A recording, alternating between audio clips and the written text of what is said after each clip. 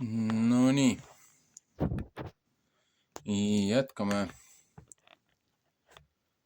üle pika aja siis piibliraamatu Tartus trükitud 1897 edasilugemisega mitte ainult nädalaõpetusportsjonitest, aga piibliraamatust endast. Ja no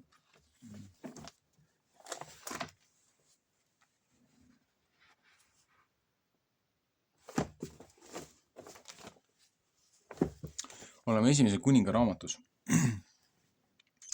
12. peatüki saime läbi ja siis tekkis mul salvestusruumiga probleem.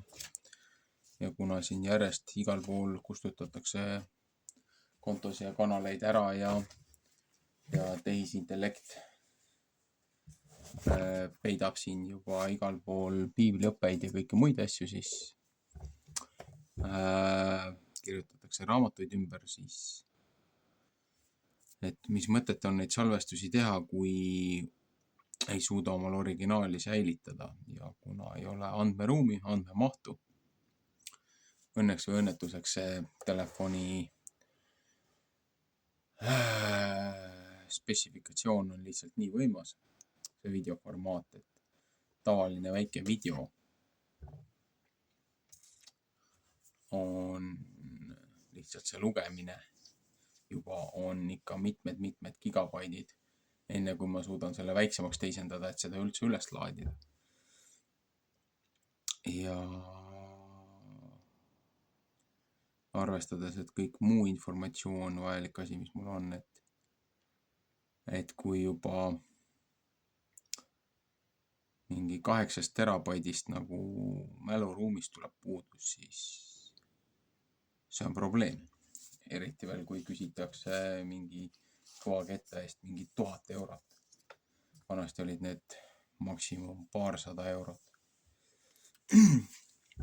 Aga katsume siis nii teha, et läheme selle ehku peale välja. Teen videod, laen ülesse. Kuskile püüan tagavara teha, aga kui on läinud, siis on läinud. Palume loodame, et looja hoiab seda informatsiooni alles. Seepärast meil on tõsine vaakum laias laastus üleüldises pildis kontekstist ja jätkusuutlikkusest. Ja siis tekivad igasugused arusaamad, lahkhelid ja narratiivid. Miks looja on paha ja miks kõik see asi on võlts ja vale ja siis ongi see häda, et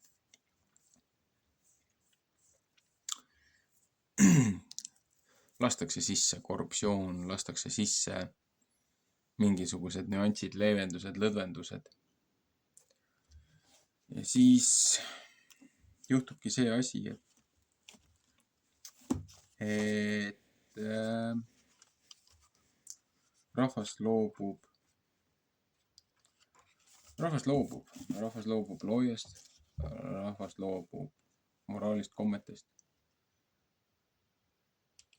nii-öelda koos käimisest, koos viibimisest, kirikutes käimistest, kõigist muudest asjadest ja minnakse igale poole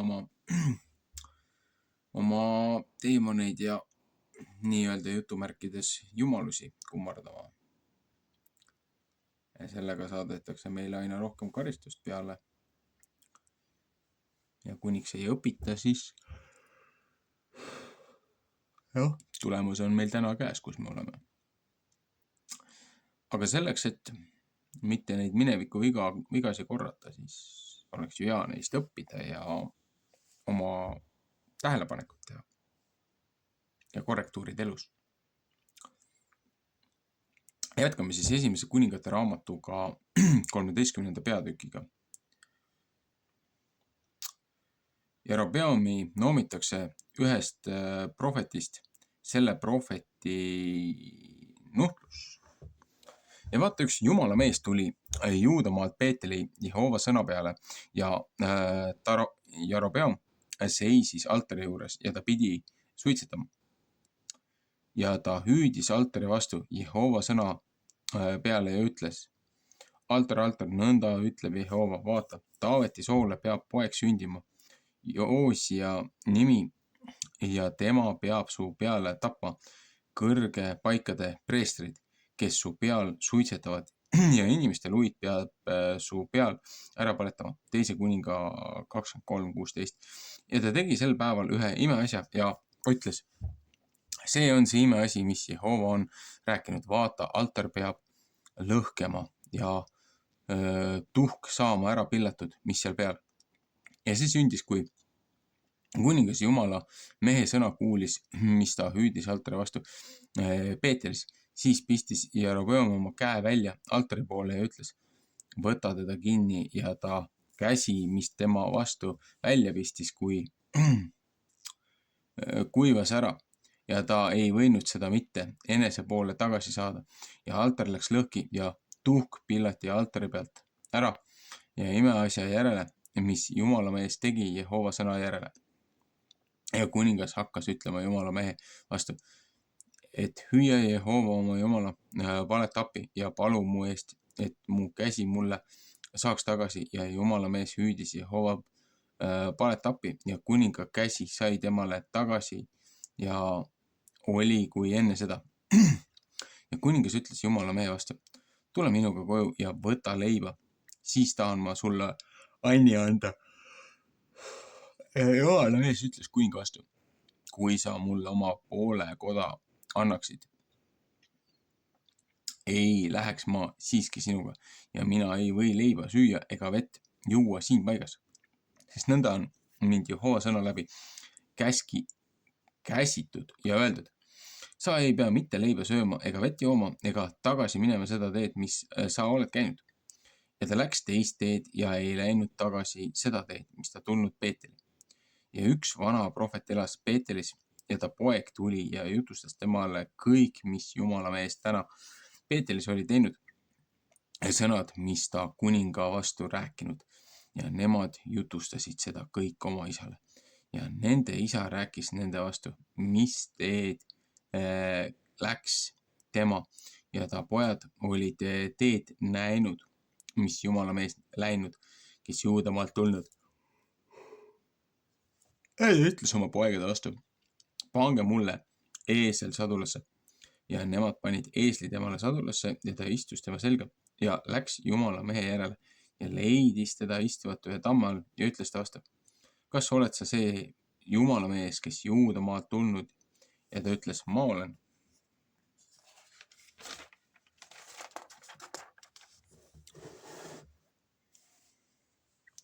Ja tema ütles ta vastu: tule minuga koju ja söö leiba. Ja ta ütles: ei, ma või sinuga tagasi pöörata ega sinuga minna. Ei, ma söö leiba ega joo vett sinuga seal paigas, sest mu kätte on sõna saanud Jehova sõna läbi: sa ei pea leiba sööma ega seal vett jooma. Ei, sa pea mitte jälle tagasi minema seda teed, mis sa oled sinna läinud. Ja ta ütles tema vastu. Ja ta ütles temale: ma olen ka prohvet kui sina ja ingel on mu vastu Jehova sõna läbi rääkinud ja ütelnud: vii teda enesega tagasi oma kotta, et ta saab leiba süüa ja vett juua. Aga ta valetas tema ette.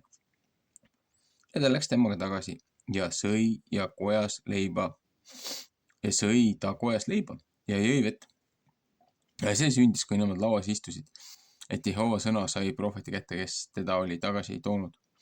Ja ta hüüdis Jumala mehe vastu, kes Juudamaalt tulnud, ja ütles: nõnda ütleb Jehova, sa oled Jehova sõna suusõna vastu pannud ja ei ole käsku mitte pidanud, mis Jehova su Jumal sulle käskinud, ja oled sa tulnud ja leiba söönud ja vett joonud seal paigas, kellest ta su vastu rääkinud: ära söö leiba ja ära joo mitte vett, seepärast ei pea su keha mitte saama su vanemate hauda.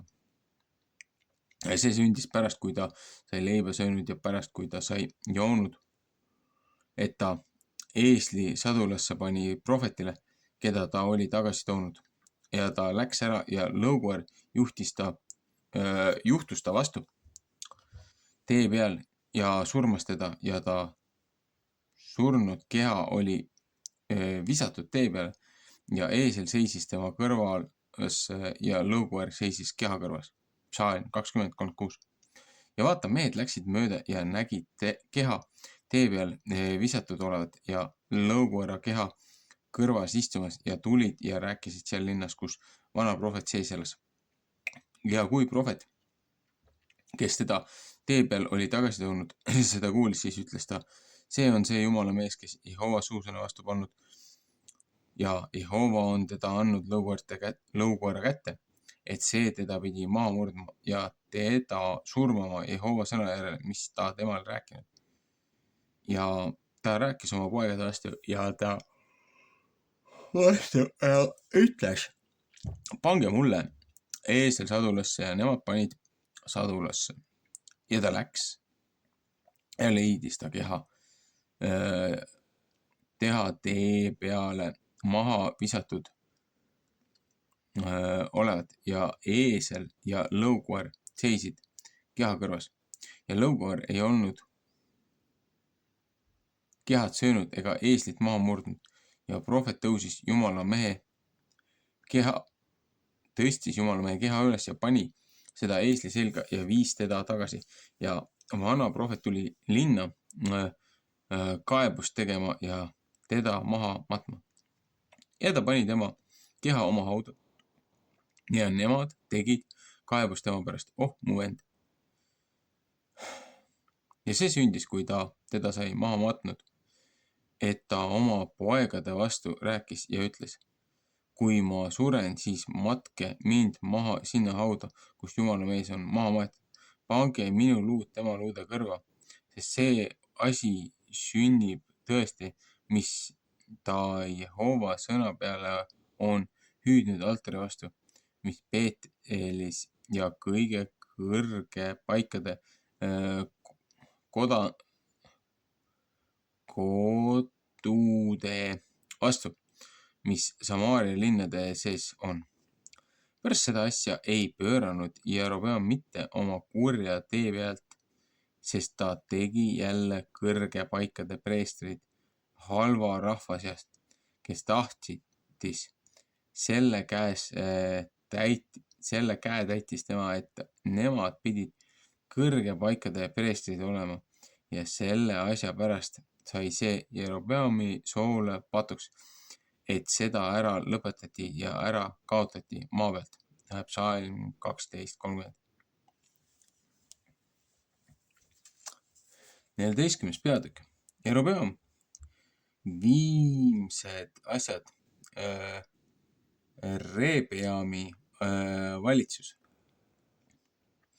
Sel ajal, kui Jerobeami poeg Abia haige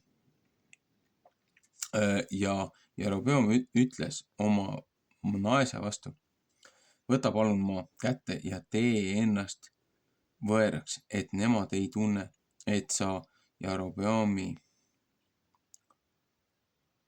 naine oled ja mine Siilo. Vaata, seal on prohvet Ahija. Seesama on minust rääkinud, et ma pidin kuningaks saama. See sinasse rahva üle. Psaalm 11:29 näiteks. Ja võta oma kätte 10 leiba ja korpisid ja lähtermett ja mine tema juurde. Küll ta sulle kuulutab, kui poeglapse käsi peab käima. Jerobeami naine tegi nõnda ja võttis ja läks ära Siilo ja tuli Ahija kotta. Ja Ahija ei võinud näha, sest ta silmad olid töntsid vanuse pärast.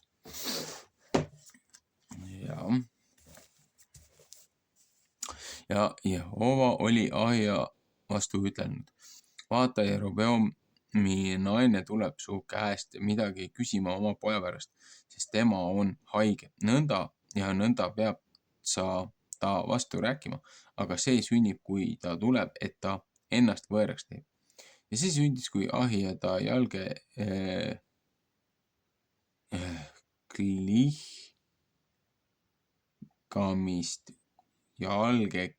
klikkamist kuulis. Kui ta uksest sisse tuli, siis ütles tema, tule sisse, Jerobeami naine. Miks ta teeb ennast võõraks, aga mind on su juurde läkitanud kõva sõnaga. Mine ütle Jerobeamile, nõnda ütleb Jehova, Iisraeli Jumal, et ma sind olen rahva seast tõstnud ja sind vürstiks pannud oma Iisraeli rahvale ja olen kuningriigi Taaveti soo käest ära kiskunud ja sulle seda andnud. Sina ei pole olnud kui mu sulane Taavet, kes mu käskusid pidas ja kes mu järel käis kõik sest omast südamest ja seda aga tegi, mis õige oli mu meelest. Vaid sa oled võtnud enam kurja teha kui kõik, kes enne sind olnud ja olen läinud ja teinud enesele teisi jumalaid ja valatud kujusid, et sa mind ärritad ja oled mind oma selja taha visanud. Sellepärast vaata, ma tahan kurja saata Jerobeami soo peale ja Jerobeamile ära kaotada, mis vastu seina kuseb, mis kallis ja halb on Iisraeli seas ja tahan ära pühitseda Jerobeami soo taga, otse kui sita ära pühitakse seni, kui see ära lõpeb. Kes Jerobeamile sureb linna, seda peavad koerad ära sööma ja kes väljale sureb, seda peavad linnud, mis taeval ära sööma. Sest Jehova on seda rääkinud ja sina võta kätte, mine oma kotta ja kui jalad linna saavad, siis sureb poeg ja laps ära. Ja kui su jalad linna saavad, siis sureb poeg ja laps ära. Ja kõik Iisraelid teevad kaebust ta pärast ja matavad teda maha, sest tema üksipäinis peab Jerobeamile hauda saama, sellepärast, et midagi head on leitud temast Iisraeli Jumala Jehova vastu Jerobeami soos. Jehova võtab enesele ühe kuninga tõsta Iisraeli üle, kes Jerobeami soo peal peab ära kaotama sel päeval ja mis on nüüdki. Psalm 15:29. Ja Jehova lööb Iisraeli maa, nõnda kui pilliroog vees katsi pidi aetakse ja kitkub Iisrael ära see hea maa pealt, mis ta nende vanemaile on andnud ja pillab neid laiale teine pool Vrati jõge, seepärast, et nemad oma hiisi on kasvatanud ja Jehovat ärritanud.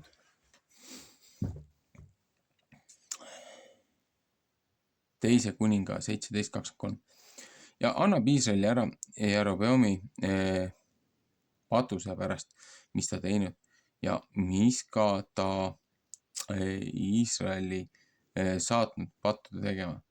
Jerobeami naine võttis kätte ja läks ära ja tuli Tirtsa ja kui ta tuli koja läve juurde, siis suri poeg laps ära. Ja nemad matsid teda maha ja kõik Iisraeli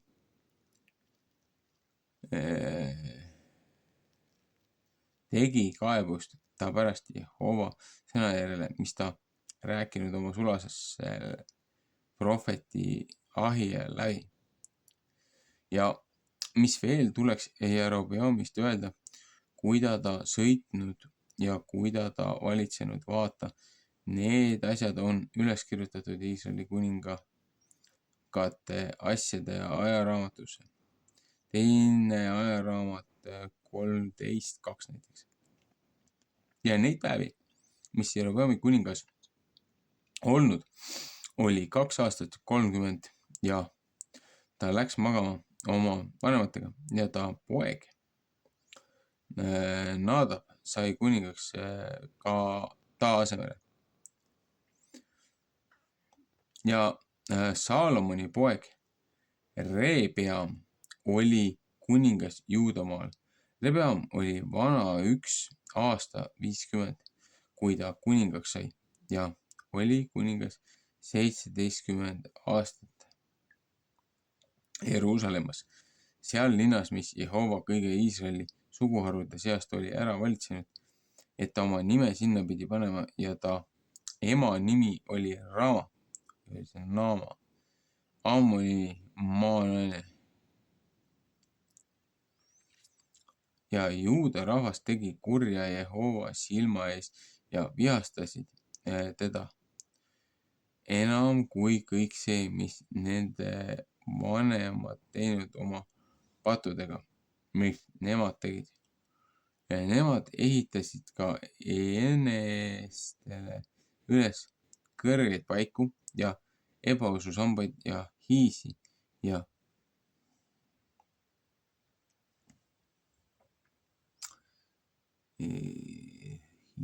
iga kõrge mäekünka peale ja iga halja puu alla ja porpumehi ja pordumehi oli ka siin maal. Nemad tegid kõigi paganate hirmsate viiside järgi, keda Jehova Iisraeli laste eest ära oli ajanud. Ja see sündis kuninga Rehabeami 5. aastal, et Egiptuse kuningas Siisak tuli Jeruusalemma vastu.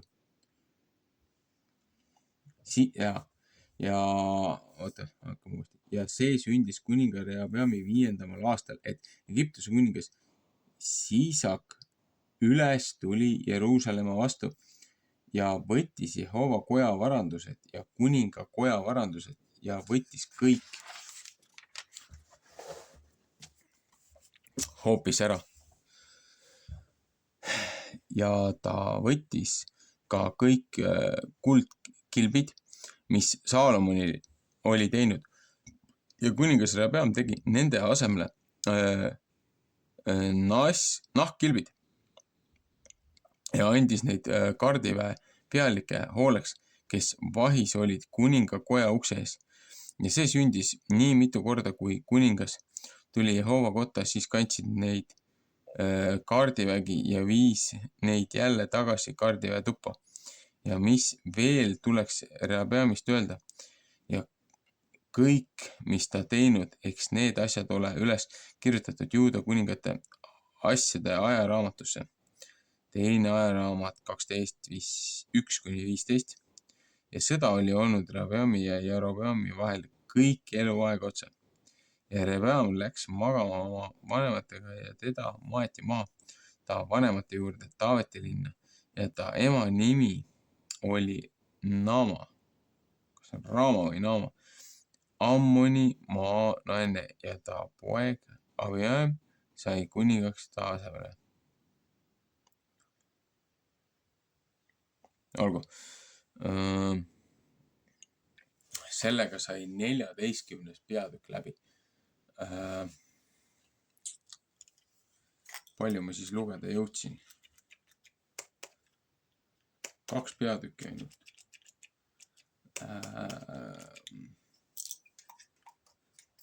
Kus ma kirja pulga panin? Mul on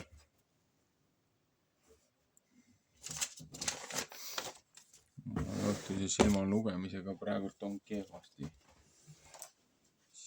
Silmad hoiuvad kinni ja kipitavad.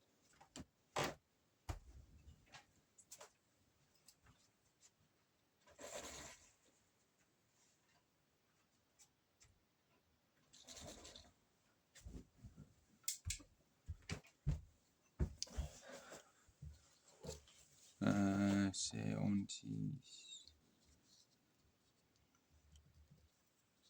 12, 13, 14. See on 13. 13 ja 14 peatükk on praegult loetud. Ma teen väikese pausi. Aga ma teen väikese pausi ja siis ma jätkan. Seepärast, et kui ma õigesti mäletan,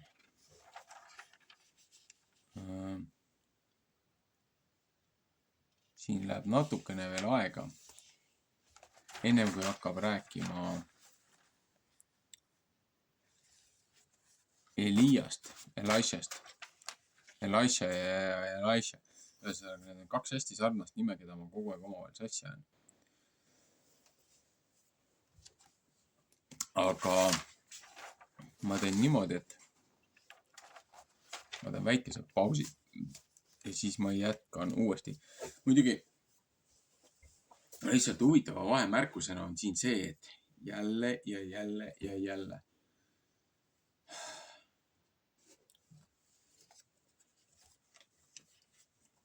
Asi, millest ma aru ei saa. Kuidas saavad nii-öelda maausulised väita, et nad on kristlased, kui nad kummardavad oma loodust ja tegelevad igasuguste muude lõksude ja asjadega, mis on risti vastuolus sellega, mida piibel õpetab. Nagu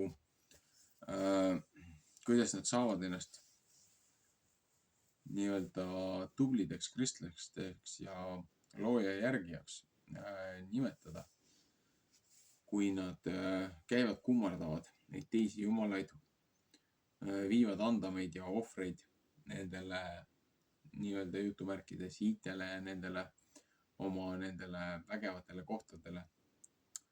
Need on ju nende teemonite ja nende kantsid. Ja looja jaoks on see jälestus ja mõnitus ja tema peale sülitamine.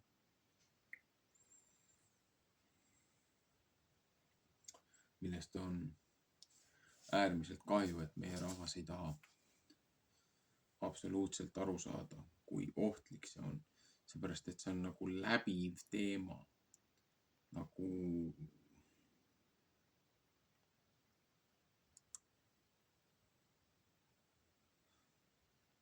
katkist plaati korrutatakse. Võib-olla probleem ongi siin selles, et inimestel, kes on tegelenud igasuguse okultismi ja nende muude asjadega, on käinud nende lausude, loitsujate ja nekromantserite ja kõigi nende suurte tähtsate ninade juures. Nad on andnud spirituaalselt, vaimselt omale selle loa lepingud nende teemonitega, nende kurjade vaimudega, kehadete olenditega, kes neid piinavad ja väidavad, et kes on nende esisade hinged ja ma ei tea, mis asjad kõik veel. Ja kui sa ei tegele nendega, kui sa ei anna neile jõudu, kui sa ei anna nendele andameid, siis nad muutuvad kurjaks ja siis nad toovad õnnetust ja hukatust su teele. Ja siis ütlevad, et näed, see on sellepärast, et pahad vaimud ja paha looja, paha Jehova ei lase teil käia teie pühapaikades. Et näed, kurjad kirikud on ehitatud nende asemele aga tegelikult on ju asi täiesti vastupidi. See nügimine, see salakaval petmine ja see kahepalgelisus ja see kahekõne, mis tuleb sellest leerist, pooltõed ja see ahvatlus ja see on nii võimas, et kui sul ei ole konkreetset põhja all, sa lähed nende kergemate, nende nüansside asjadega kaasa.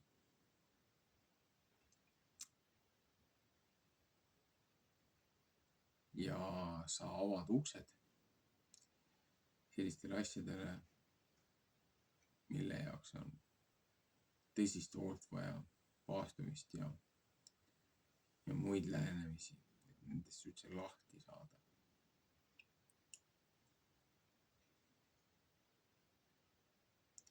Jällegi see jutt võib tunduda abstraktne ja nagu puhtalt teoreetiline ja mingisugune soiumine.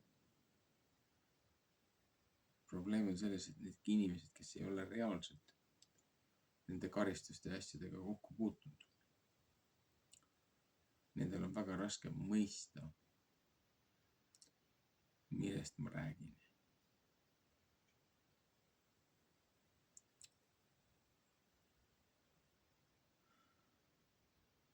Ühesõnaga,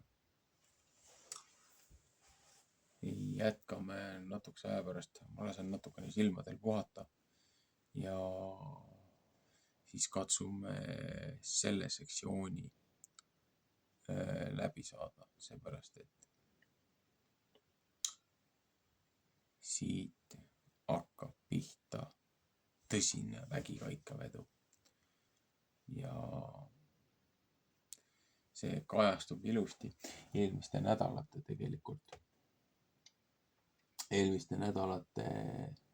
õpetustsüklites.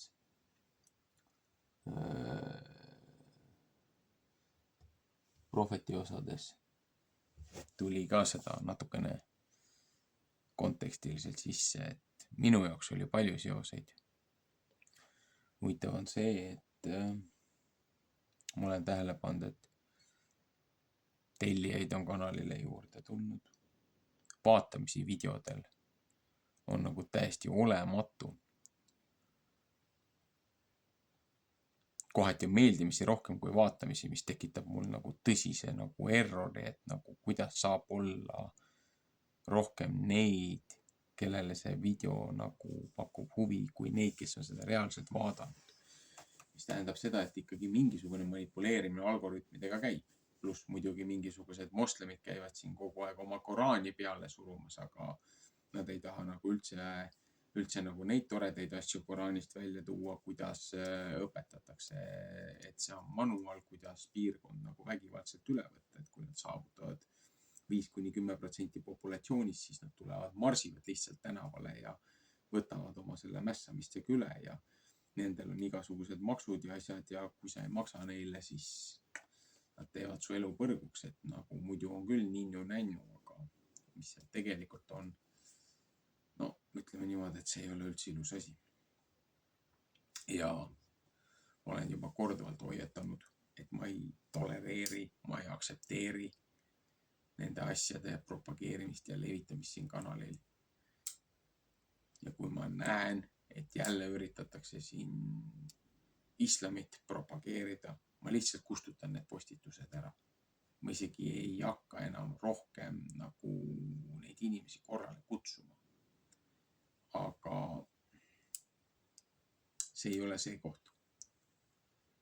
Aga ma olen tähele pannud ja, et ühest küljest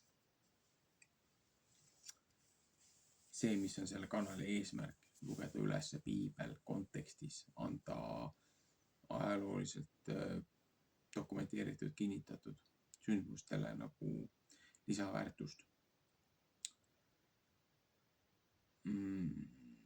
Nädalõpetustsüklitesse ära jagada, et kordamine pidi tarkuse emakene olema, et nagu jah, et kes ei tea minevikku, see kahjuks tulevikus jääb kordama neid eksimusi. Aga tegelikult kogu selle asja eesmärk on ju see, et need õpetuse tsüklid omal ajal, kui hakati neid tegema, kuidas tolleaegne see haridussüsteem või koolid olid kokku seatud, et olid Moosese esimesed 5 raamatut ja siis hiljem jagati see aasta peale ära. Hakati peale sügispühasi pihta. Ja siis kas oli iga 7 aasta tagant loeti terve Moosese 5. raamat, loeti üles sügispühade viimasel kogunemispäeval, et need, kes ei olnud nagu Jumala sõna kuulnud, kes ei olnud sellest teadlikud olnud tollel ajal, kes tulid nagu kogunesid suurtesse linnadesse, nendeks festivalideks ja pidustusteks, nendel oli esmakordselt võimalus kuulata üldse Jumala sõna.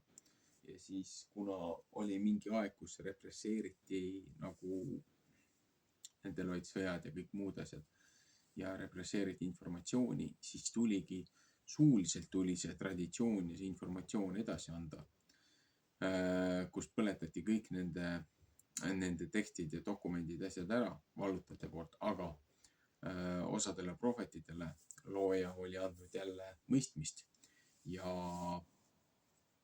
siin on apokriiva sektsioon, mida ei taha ühel põhjusel kirik tunnistada ja teisel põhjusel juudid tunnistada, on see, et apokriivas on sellised sektsioonid, mis näitavad, kuidas kirik korrumpeeriti, kuidas see võeti üle ja samamoodi näitab ka seda, kuidas juudid, need rabiiniline seltskond, juudaism, mis sest hiljem välja kasvas loojaõpetusest, kuidas nemad hülgasid messia, kuidas nemad hülgasid Kristuse ja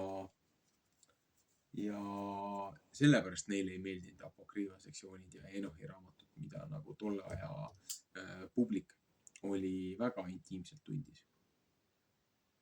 Et siin ongi see lahe või lõhe või nii-öelda kadunud lüli, disconnect inimeste vahel ja looja vahel, et miks me peaksime seda kõike, seda jama uskuma, mis siin kirjas on. Mina ütlen selle peale, et ärge uskuge ühtegi sõna, mis ma räägin. Otsige ja uurige ise välja. Mina olen piisavalt nende asjadega tegelenud, et ma tulin ju ise vastasleerist. Mina ju ei sallinud loojat. Mina uskusin ka neid valesi, mis oli, kõik oli kokku meile keevitatud ja ma olin ju tuliingeline ateist ja tubli mässumeelne tegelinski. Aga et ma avastasin, et nagu mul on korralikult valetatud ja seda õudust, seda imestust. Looja on päriselt ka olemas. Ja see, kuidas ta on mind kandnud siiamaani läbi kõige selle hullumeelsuse, mis siin on ümberringi toimunud. Ma olen äärmiselt tänulik kõige selle üle, mis mulle on antud ja teisest küljest. Mul on kahju, et ma pean läbi nii valusate õppetundide tundma ja mõistma ja aru saama looja armust ja pikameelsusest, kannatlikkusest.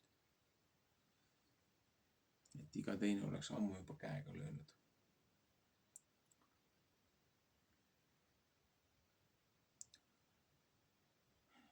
Ühesõnaga. Silmad kinni, silmad on väsinud, natukene puhkan ja jätkan varsti järgmise osa lugemisega.